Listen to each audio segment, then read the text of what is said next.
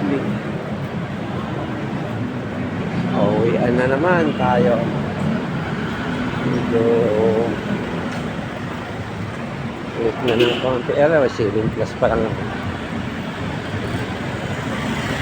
Ganun talaga ang uwian pag naghanap ka ng trabaho. Yung opportunity. So, let's go. On the way home na naman lang tayo. So, sa mga nag-uwi dyan, ingat-ingat din po. Pupunta tayo sa pilahan para sa ating sakayan.